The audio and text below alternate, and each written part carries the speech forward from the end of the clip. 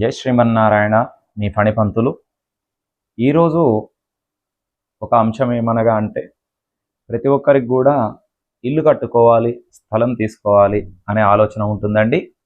దానికి గాను పట్టణాలలో చాలా వైపులు ఎన్నో వెంచర్లు, కాలనీలలో అందరూ కూడా ఏదో ఒక స్థలం తీసుకొని ఇల్లు కట్టుకోవాలనుకుంటారు. మరి అలాంటి స్థలాలలో ఇల్లు కట్టుకునే ముందు మాకు ఆ ఊరు అచ్చిపాటు ఉందా, మాకు ఆ ఊరు కలిసి వస్తుందా, మేము ఆ స్థలాన్ని తీసుకోవచ్చునా?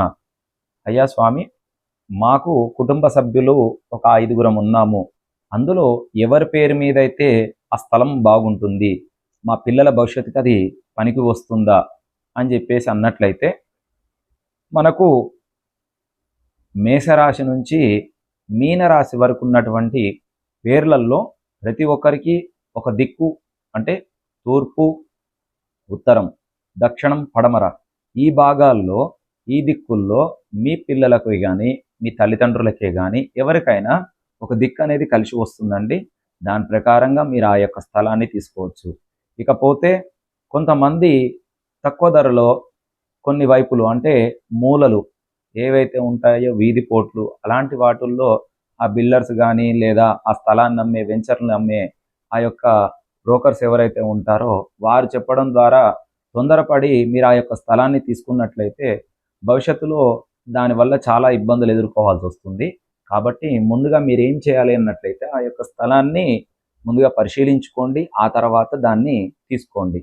ఇకపోతే దేవాలయం ఉన్నటువంటి ప్రదేశాలలో మీరు మీ యొక్క నివాస స్థలాన్ని తీసుకోవద్దండి.